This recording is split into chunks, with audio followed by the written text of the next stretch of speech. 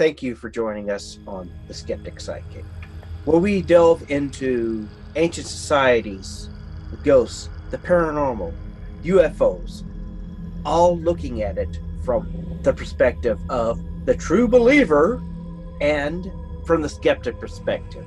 Joining me, my partner, my co host, my sibling, Kimber Rodriguez. Myself, I am Richard Gregg. And again, let's look into being the skeptic psychic. Hey, how you guys doing today? And welcome once again to the Skeptic Sidekick, where we kind of have a nice little conversation about myths, legends, the stuff that creeps you in the night, or even beams you up to see Scotty. With me, as always, my sister, my friend, the sweetest thing that Mercy ever has, Kimber Rodriguez. Hey, how are you doing this week? I'm doing fine. How are you doing this week? I'm doing okay. Trying to get myself in the habit of going to bed early and getting up early so that way I can, like the old saying goes, early to bed and early to rise makes a person healthy, wealthy, and wise.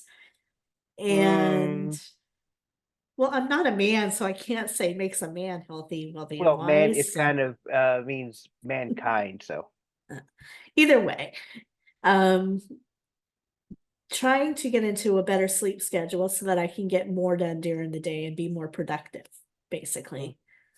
I've just lived with the fact of being an insomniac. Well, I've always been a night owl who hates getting up early. Dad used to tell me that I could sleep my life away as much as I love to sleep. Says the man who was a night owl. I got it from him, I guess. Yep, Mom was the early bird. Jim Mhm. Scott's the early bird. You're the night Yes. owl, and where does that put me? The insomniac. Yes.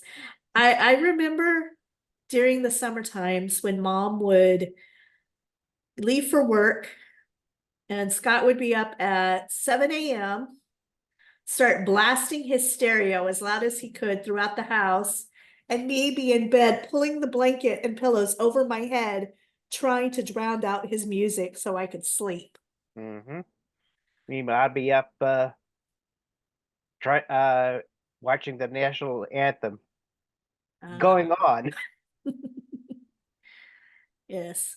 So, what are we talking about this week? What is our topic? Are we talking ghosts, aliens, cryptids, Actually, mythological we're going to be little. creatures? Actually, we're going to talk about some myths and legends dealing with sacred birds. Ah, now, what's the difference between a regular bird and a sacred bird? A sacred bird is a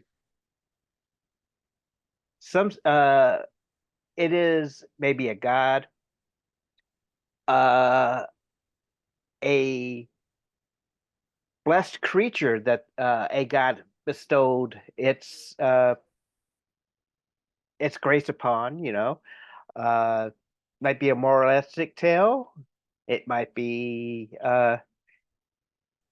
you know the birds that uh, ancient civilizations considered to be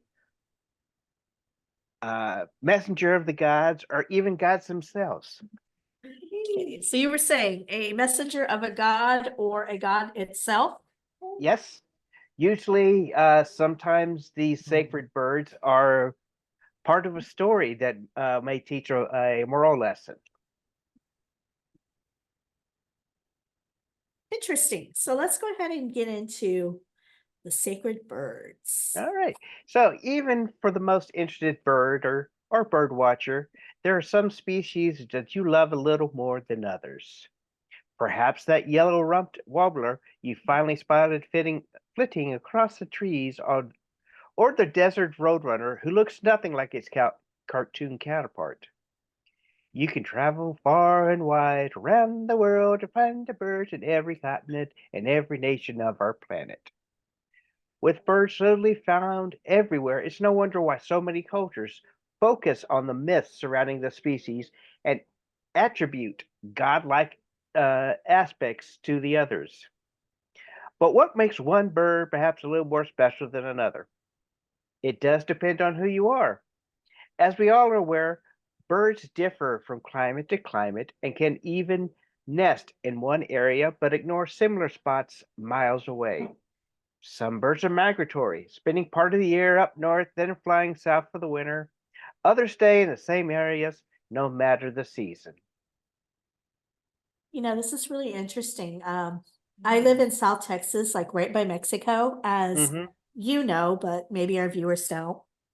And I remember one year for my husband's birthday in September, or no, I take it back. It was actually in, I think, late November, early December.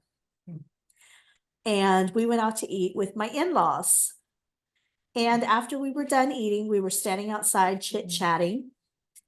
And there was all these birds everywhere, on the building, on the phone wires. I mean, everywhere, birds just chirping in the trees. So Mercy looks up, looks around, and then he asks innocently, when are these birds going to go south for the winter? Mind you, we're in the South.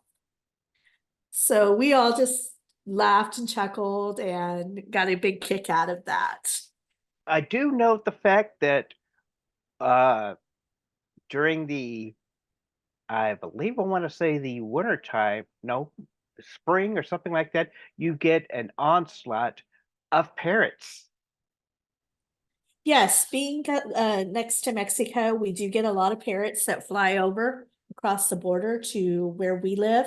We're about 5 minutes from Mexico. Right. I mean, they only stay for maybe about 2-3 weeks before they go back south. But yeah, that's kind of odd that parrots come up for the winter and leave and go down in the spring. Yes, it's very interesting. But we digress. Yes, sorry, ADHD tangent. So, whether the rare of populace, birds have certainly gathered the attention of many cultures. And they have been defied by those who embrace them. For example, think of Egypt and their love of Thoth. This is the god of writing, wisdom, the moon, sacred text, mathematics, science, and magic. He was known as the messenger from the gods. So kind of like Cupid, but this is, or not Cupid, I'm sorry, Hermes. Thank you. Hermes. They both had wings, just in different places. And Mercury. Yes, and Mercury. That's So the same Thoth, name, by the way, for Hermes. yes, but Thoth was the Egyptian version.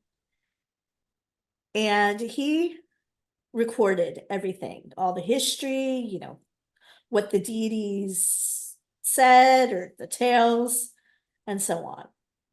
For this reason, he was considered the master of knowledge, and he was a patron of scribes. Europeans who study in the area, and also in later years suspected that Thoth, who had the body of a man and the head of a bird, and he had a long bill, not, like dollar bills, but, his beak. It curved downward. So they thought he could possibly be either a stork or a heron. This was again. They also say that he could have been an ibis, IBIS. Yes, again, this was because of the shape of his beak. However, it wasn't until the 19th century that a group of French scientists and naturalists, they figured out that Thoth was actually the embodiment of the African sacred abyss, as you just said. This was mostly due to Napoleon, and he claimed that he was defending the French trade interests with Egypt and Syria. So earlier that it opened up this idea upon finding the Rosetta Stone, and that paved the way for future people who study Egypt or Egyptologists, Egyptology, however you want to Yes. say it. Future episode, I would really love to discuss. It is kind of sciencey history, but the interest of the Rosetta Stone, of how it was discovered and how they able to decipher the ancient script of the Egyptians. Now, if we're going to get into the Rosetta Stone, we got to get into the Akashi records, or however you say it, because I know Uh, those are supposed to be like somehow connected, if that's correct. well, the Akasha records. However you say it, that would be an Right. interesting one to discuss. And I have some friends who study those records, so maybe we can bring on a special guest to talk about Right. that sometime. Right. Now, like so many cultures that have lived and died over the history of the earth, the Egyptians' knowledge of these gods and why they came to be and were worshipped faded from memory as new religions poured in, namely Christianity, Islam, and Judaism. Ancient Egyptians held hieroglyphics as something for royalty and scribes, not the common man. With conversations to new religions or the stories of ancient gods faded from everyday life and were mostly forgotten until scribes were gone and there was no one living who could read the old texts. But not all cultures turned their back on the way of life. Some died off as naturally or were forced into oblivion through war. So many stories from living past forgotten to the world. We have only scratched the surface of what have been lost to time. But in the National Institute of Health claims anthropologists have recorded about 3,814 distinct and separate cultures that have come and gone, and that the number keeps climbing with new digs and discoveries. This is just a lot of history out there, many of which is just scraping the surface of. The history of how they lived and worshiped merely speculates until more evidence can be brought to life and worked out. Now, we're not going to have enough time to go through every single ancient civilization. Not actually 4,814 civilizations. Maybe just maybe 3 or 4, 5 at the tops. Yes, but there is enough information to go around for, the next hour or so, possibly do a second episode, in fact, because there's so much information that our researcher found when it came to sacred birds and in these civilizations. But let's go ahead and start right here at home in the United States. The thunderbird is surprisingly found in numerous indigenous cultures around the country.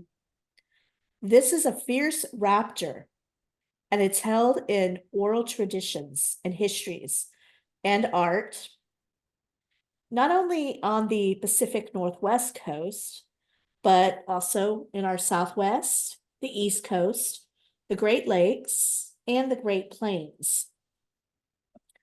Also, interestingly enough, it is a popular entity that in these modern times has gone on to join the pantheon of other noted cryptids like Nessie or even Bigfoot.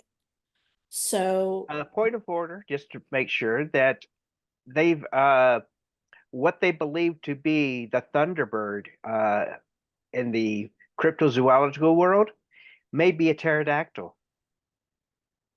interesting. I've always thought of the Thunderbird myself, and maybe this is because of what I see on the car, but I have always pictured the Thunderbird being like a great eagle, like a huge, bigger than the American bald eagle. I mean, this bird is massive. And that in my mind is what I've always visualized a Thunderbird looking like. But most Native American tribes who believe in the Thunderbird, they do attribute it to a guardian of the upper world. And the underworld is usually thought to be governed by a great horned serpent. Then there's other cultures who have alternatively, sorry,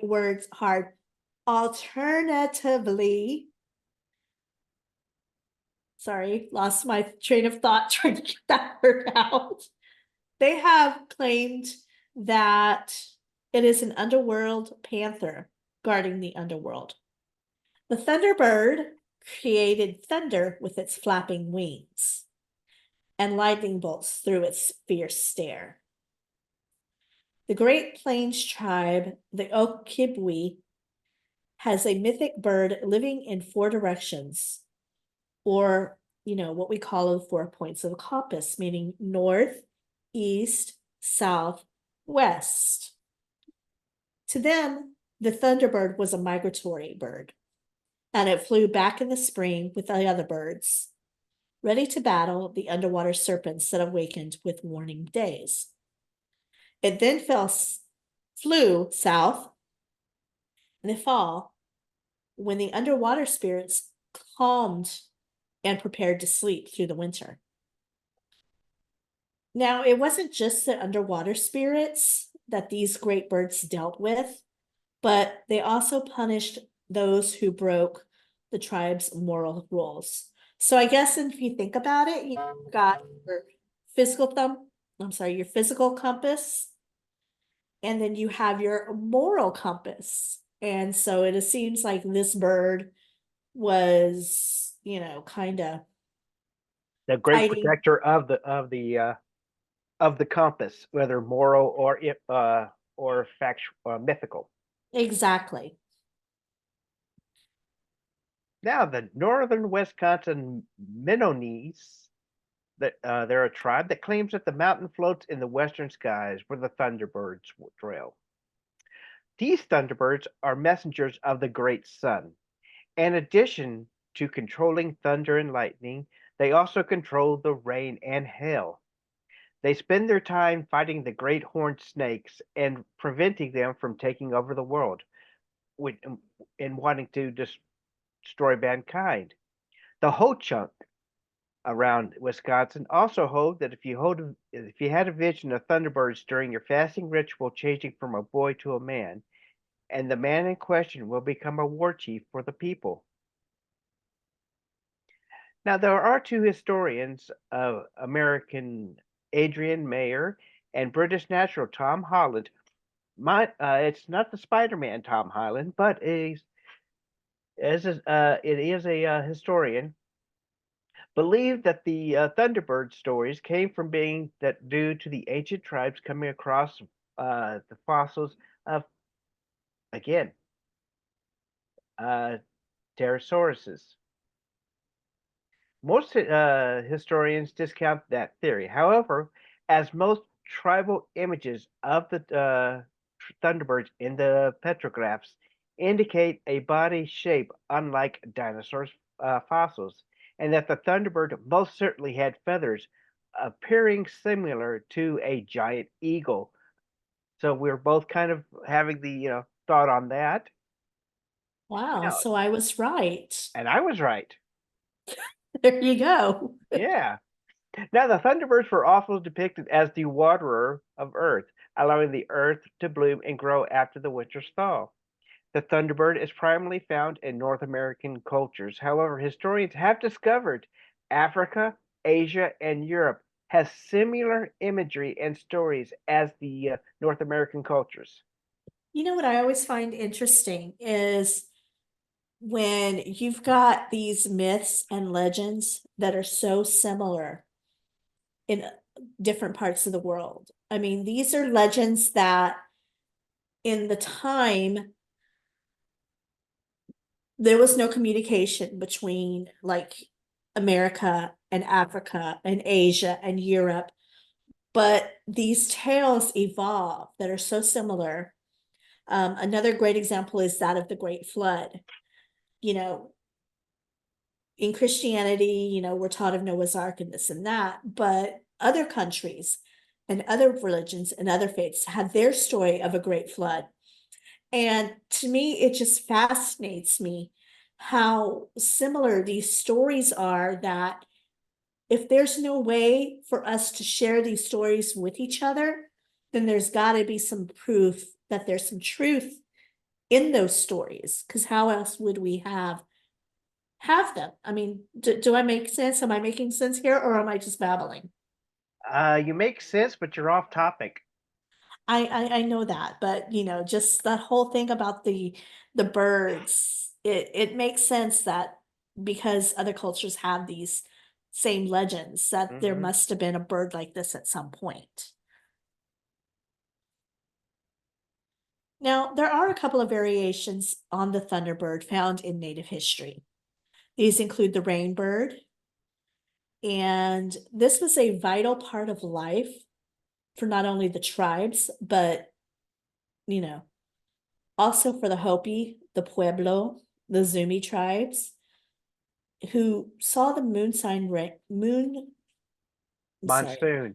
thank you, monsoon rains in the summer. And these they figured were blessings from the rainbird. They allowed crops to grow and the people to be fed. Then you have the Pamola, and this was another bird of weather, specifically around cold weather. This was known specifically to the Abenaki Nation. Please excuse my pronunciations. Apologize, some of these words are a little difficult, but the Abenaki Nation had the Pamola. And with the Penobscot tribes, sorry, Discord is messing me up. With the Penobscot tribes in Maine, they had a myth that they believed the Pamola resented the mortals that tried to visit the mountain home, which is in Katahdin. This was the highest mountain in Maine. And the tribe closed access to climbing this mountain because they did not want to upset this bird, the paloma. As this this bird was not only feared but respected, and it heralded the quiet season of winter. This is when the earth slept to prepare itself for the renewing spring. Now we come down closer to my area and we look at the Mesoamericans. These include the Aztecs, which had the legend of, some people say the Quetzalcoatl, others say the Quetzalcoatl. And he was a feathered serpent. He held boundaries. I'm sorry, he was held as a boundary maker. And this was the go between the earth and the sky. There are numerous stories depending on your region. Myths claim that he was born of a virgin whom a god appeared in a dream. I'm sorry, he was born of a virgin from a god who appeared in a dream. Or it could be that she swallowed an emerald. Another claims that she was hit in the womb by an arrow from a god. 9 months later, she then gave birth. And this is one of the more strange and beautiful ones.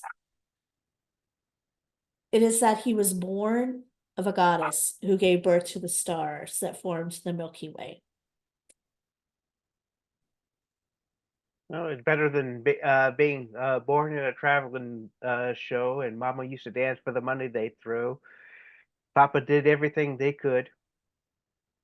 Okay. Gypsies, tramps, and thieves. Yes. Now, Quetzalcoatl is said to have been one of the four sons born to gods, and each assigned their own task. His task was the western god of light, justice, mercy, and winds. His brother to the south was the god of war, To the east was the god of gold and farming in spring. The northern god ruled judgment, night, deceit, sorcery, and of the earth. As such, this winged serpent god was often considered the morning star, and his brothers to the east, the morning star. Quetzalcoatl was an inventor of books as well as the calendar, and one who brought corn to the world. He also was over arts and tradesmanship, merchants, and was said to have a cross section of conch shells as a necklace. This piece, called Sprightly Vaulted Wind Jewel, and as he was ruler of the winds, some offshoots claimed that him to be the symbol of death and resurrection, while some cultures claiming he was opposed to human sacrifice, while others claimed he accepted it openly. Now, I'd also like another part of the tale of what happened to Quetzalcoatl was the ancient rulers of the Aztecs grew tired of his knowledge, and what, according to legend, wanted to his other brothers conspired with the kings, so they bound him and put him in a boat and set him off, drifting off to the shore. As right before they lost sight of him, he vowed one day to seek his revenge upon the Aztecs. 1519, Cortez shows up. He's blonde hair, blue eyed, and Montezuma, who was the Aztec ruler at that time, believed that Cortez was the return of Quetzalcoatl in the flesh. But, that could be, what Cortez wanted everybody to believe. Apparently, the only proof this is being that Cortez is, told the king of Spain this about how gullible the Aztecs were and his anticipated easy conquest of Mexico. And who wouldn't want to brag about the considering a deity, especially when the king was hardly likely to hop on a ship and check out the story for himself? The same histories who believe Cortez was considered a god, and pretty much the same one who believed that Cortez has caused the fall of ancient at the Aztec Empire, though the theory is hotly in contention.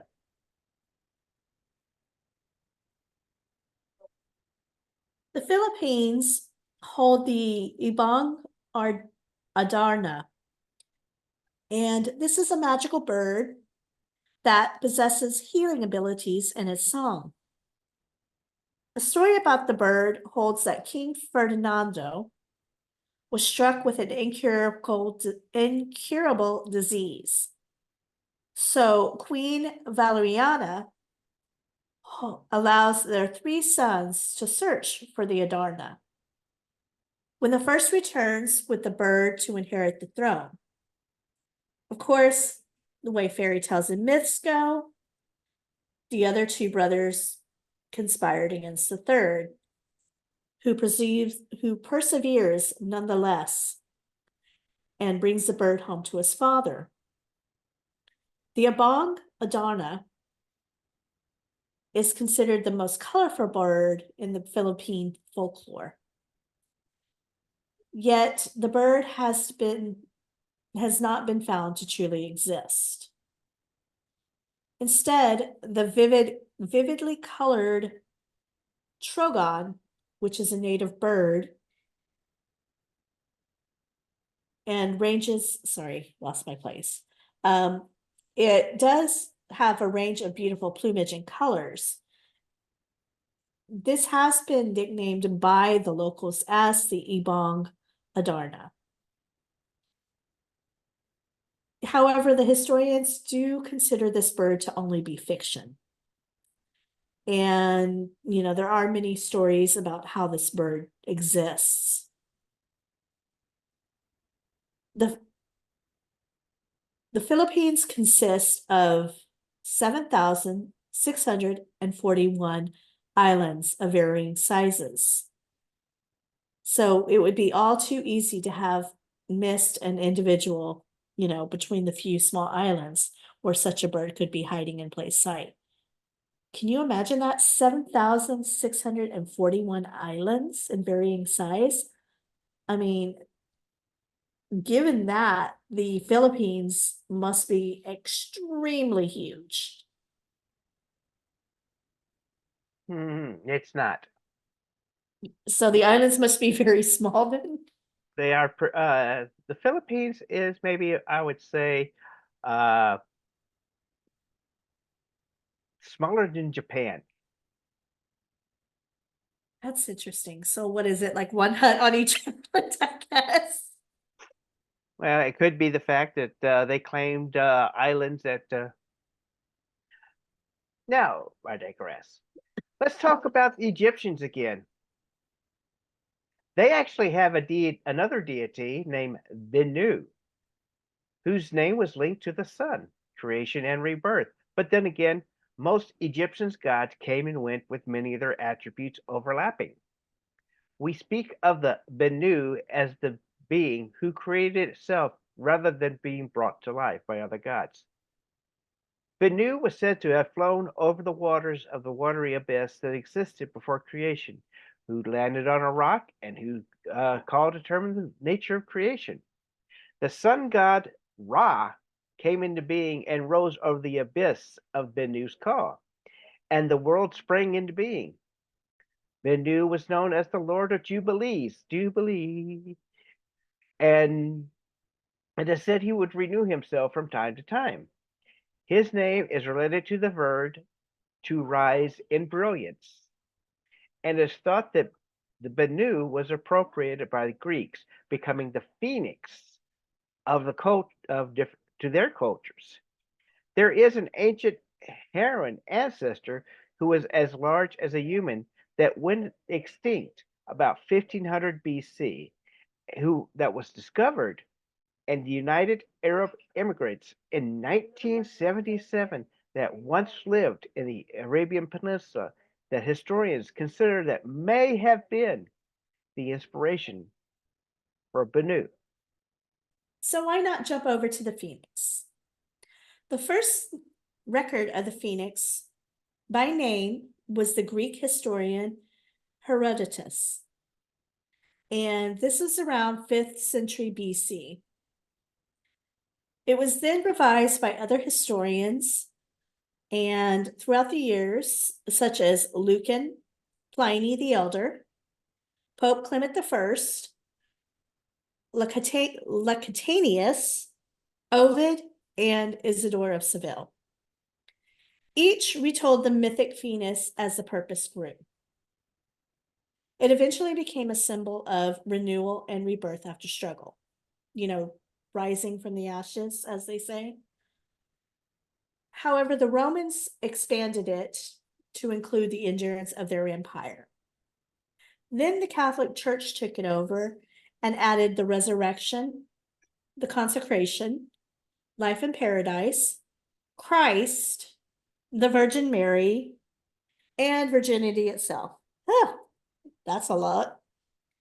And the definition of the name was then filtered through English and French languages after going from Egypt to Greece, the Romans, and the Vatican. So after all these have, muddled up what the name even breaks down to, some scholars insist that the Greek could have been likening to a bird such as the griffin, or it could be just a palm tree. Others even pulled from Hebrew and Aramaic phrases and came up with a purplish red bird. Still, no one really has a definitive answer as to what it really meant. Now, a few short lines thought to be written by an 8th century Greek poet, Hesiod, is the first true writing fragment we have where a phoenix is mentioned by name. It comes from the precepts of Chiron, where a wise senator named Chiron tells a young Achilles about how the phoenix will live a life of 972 times longer than man. A chattering crow lives now generations age men, but a stag's lives for time a crow, and a raven makes the 3 stages old, while the phoenix outlives 9 ravens. But we, the rich haven nymphs, daughters of Zeus, and the Aegees holder outlive 10 phoenixes. That's a heck of a lot of math involved over these few lines of poetry, but it sounds so lovely that it's only shame that only bits and pieces of the poem even exist today. According to Greek historian Herodotus again, he wrote during 5th century BC. The Egyptians have a sacred bird. This is called the phoenix. I myself have never seen it except in pictures. Indeed, it is a great rarity, even in Egypt, only coming there once in 500 years when the old phoenix dies. Its size and appearance, if it likes the pictures, are as followed.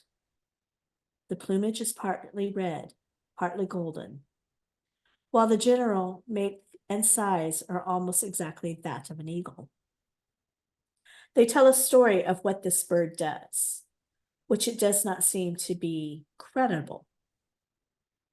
That he comes all the way from Arabia and brings the parent bird, all plastered with myrrh, to the temple of the sun, and there buries the body. In order to bring him, they say, he first forms a ball of myrrh, as big as he finds that he can carry. Then he hollows out the ball and puts the parent inside, after which he covers over the opening with fresh myrrh. And the ball is then the exact weight as first. So he brings it to Egypt, plastered over, as I have said, and deposit it in the temple of the sun. Such is the story they tell of the doings of this bird. Now, my question is, if he's supposed to come every 500 years, and this is in the 5th century BC, so you're saying like 500 BC, does that mean he's only come once before and he's coming a second time? Who knows? It just doesn't make sense. Now, it can't be confirmed clearly enough that the Great Phoenix was taken directly from the Egyptian Bennu, as the Bennu has quite a lot of stories that often contradict with one another and leave it up to interpretation. Some of the Egyptian stories may actually be influenced by Greek rather than the other way around. So before we go leave the phoenix, perhaps we should expound on the Bennu bird. According to Egyptian mythos, Bennu flew over the surface of chaos at the time of creation. He let out a shrill scream that broke the silence. His call, deciding what the world and would not the world contain. Bennu closely resembled a modern-day heron, though his feathers were the color of flames, and depicted on an artist and myth, sometimes to appear a human head rather than that of a bird. In fact, Bennu eventually came to be the symbol of Ra, the sun god. It was said that Bennu renewed himself every day upon the sun rays touching him. As such, not only was he associated with Ra, but also Osiris, the god of death and reincarnation. The story of Bennu's birth claimed that he was born out of flames on top of the Perseus tree that stood atop the obelisk. It is the Greek philosopher Herodotus who first claimed that Bennu lived for about 500 years before setting itself on fire and being reborn from the ashes. However, often Bennu resumes itself. Herodotus insisted the remaining ashes would be placed on the altar dedicated to Ra. Interesting. So it seems like Bennu is pretty much what we modern day think of the phoenix, rising from Mhm. the ashes and stuff. Regardless of who inspired whom, the phoenix was often portrayed with a halo. This emphasized its connection with the sun. Ezekiel, the dramatist, or the poet of Tragedian, as he was held by several titles, did write somewhere around the 2nd or 3rd centuries BC that the phoenix had an appearance of a rooster. However, the Romans used the likeness of a Numidian crane. This was on coinage during the time that the good emperor Antonius Pius was around, and this was between 138 and 161 AD. Phoenix was considered to be overtly vibrant in plumage, though there never was a clear tell of exactly which colors. Some say that it was similar to a peacock. Herodotus seems the only one that Herodotus seems the only one that many used in their own stories, in that it was red and yellow. Ezekiel, the Tragedian, claimed that the red was on its legs and that the eyes were a striking yellow.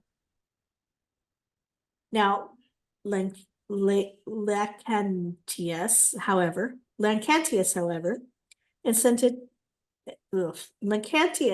insisted that the legs were covered in yellow gold scales and that the talons were rose-colored. Then we have the description of Pliny the Elder. And he says that it was the color of a golden pheasant. This was very common in the Far East. And he described the phoenix as, it is as large as an eagle and has a gleam of gold around its neck. And all the rest is purple. But the tail is blue, picked out with rose-colored feathers, and the throat picked out with tufts and feathered crests adorning its head.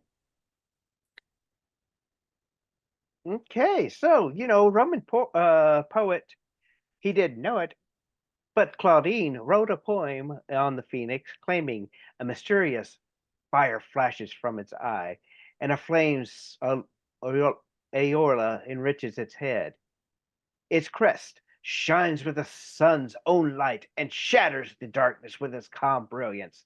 Its legs of Tyrrhenian purple, swifter than those of the zephyrs, and its wings of flower-like blue dabbled with rich gold. Even size could not be pinned down, with 3 of these ancient historians insisting the phoenix was similar in size to an eagle. 2 others claimed that it was far larger. Lacanus insisting it was larger than an ostrich. But has anyone ever seen one? That's the ultimate question. Now, ancient historians, Cornelius Valerius, claims a phoenix appeared in 36 AD, and Pliny the Elder insists that one was found in Egypt and was brought to Rome and exhibited in the city in 47 AD, coinciding with the 800th anniversary of the founding of Rome. He did, however, issue caution as he believed that the bird on exhibit was an impostor. As for how long they regenerated, it depended on which historians you listen to. Romans said the cycle was only once every 500 years, while Egyptians believed they lived for about 1461 years. Now, given how many stories have been found from the ancient history that were written in alliterative or poetic verse without the author even being known, it is no wonder that one would be found about the phoenix. This 677 line of alliterative poetry was discovered in 10th century Old English. This was in the Exeter book, and it basically paraphrased Lactantius's work,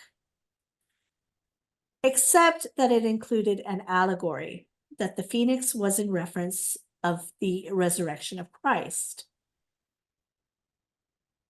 Now, it seemed to be that the phoenix was the creature that lived a long life and then emulated as its ancient body to create itself a new one from the ashes. However, the bard himself, William Shakespeare, had his own take on this with the play Henry VIII. Just to quote a piece from that play, "Nor shall this peace sleep with her, but as when the bird of wonder dies, the maiden phoenix. Her ashes new create another air as great in admiration of as herself. So shall she leave her blessings to one. So shall she leave her blessedness to one. When heaven shall call from this cloud of darkness, whom from the sacred ashes of her honor shall star-like rise as great in fame as she once, and so stand fixed."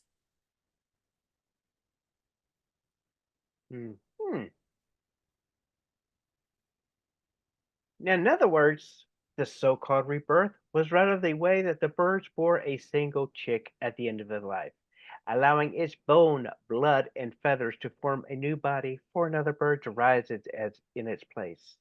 That isn't exactly saying that the new chick isn't the same chick with the former life wiped clean, therefore starting over, or that there's completely new being with the old having made way for the next to rise up when the former takes its long-deserved rest. Either way, the phoenix is linked to so many cultures. The Hindu have the Gardas and the Beruda. The Russians have Firebird, Persians Sigbor. The Georgians Paskut. The Arabians have Agda. The Chinese Fen Heng and the Zuki? Zuk. These are several versions of the three-legged. There are also several versions of the three-legged crow in Asian cultures that holds the inhabitants and represents the sun.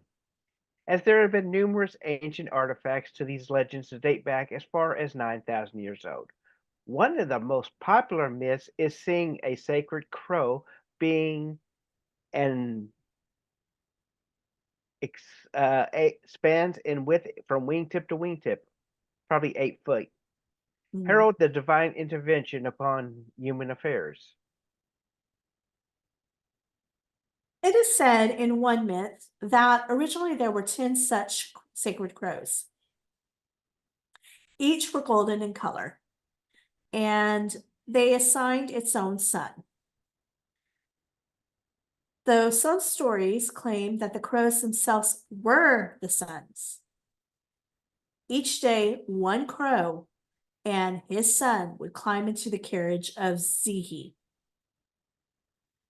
This was the mother to the sons, and Zihi would then carry the pair on their journey across the sky, while others roosted in a mulberry tree that was located in the east at the foot of the Valley of the Sun.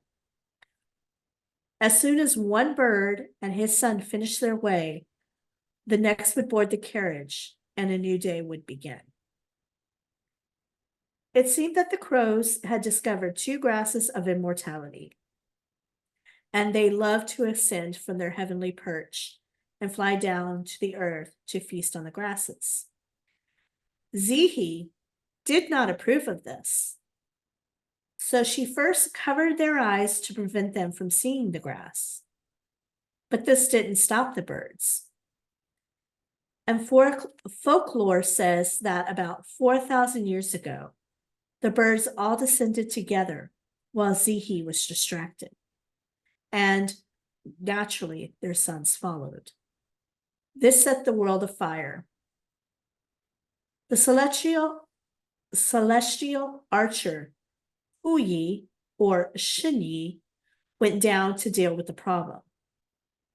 First, he tried to talk to the crows, and they refused to listen. So then he pretended to shoot arrows at them, and they ignored them. He finally had no choice but to shoot them one by one. Each one's light extinguished, leaving a sooty black crow in its place until only one golden crow was left. Now it is his duty to ride daily with Zihi in her carriage, and he has no time off for sneaking away to eat the forbidden grass. Now, crows are a sacred and numerous mythos, with the numerous Native American tribes selling the fate of the red rainbow crow. This crow was beloved by everyone for its brightest and beautiful plumage and its sultry voice. The story goes, however, that one day snow came and the people were freezing, unable to find the warmth. The rainbow crow was so worried about them that he searched for a way to help and was told that he needed to take a stick and fly it to the sun. That way, he or she could ask the sun to light the stick, so she could bring back the fire to the suffering people. The sun took pity on her and lit the stick. She carried it back in the beak. She knew the longer her journey took that her people would suffer, so she urged her tired wings faster and faster. The smoke from the burning stick flying past her body coated her throat, but she did not falter. The people were so happy to have fire and enjoy the warmth again that they began celebrating, and the crow tried to join in, but was startled by the harsh cough that came from her throat rather than the beautiful song she had possessed. She looked down and found that she herself, her feathers were singed, and that the smoke had dulled her colors. In embarrassment, she went to hide herself away, but she was unable to hide from the Creator, who instantly wiped away the soot and ashes to reveal black feathers that somehow possessed the sheen of her original plume when held up to the sun. Her voice, no longer a cough, but still a loud caw, but the people did not mind. Crow had brought them warmth and the dying population, and they had revered and sacrificed for her ever since. So this concludes the first half of our episode of Sacred Birds. Richard, Yes. what is your favorite sacred bird out of all the ones that we discussed today? I guess it would probably be uh, it's a tie between the phoenix and the crow. Interesting. For And me, what was yours?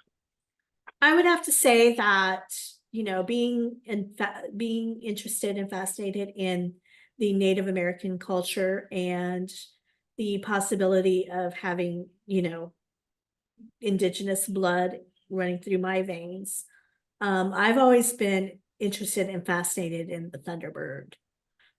Like I said, I always visualized it as being a proud, huge eagle watching over the tribes. And so that would have to be my favorite.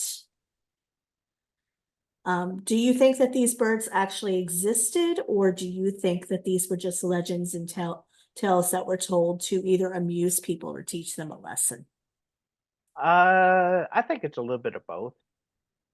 I mean, we've already stated the fact that Thoth had the head of an abyss, so some guy, was like, that kind of reminds me of the dude over there who's teaching us how to write. He may have had a hooked nose and like, yeah, I'm going to draw him as a give him the head of an abyss, because we've had several people being described as having a hawk nose or a bird-like nose, that sort of thing. So who knows? That's a very interesting theory, and it does make quite sense.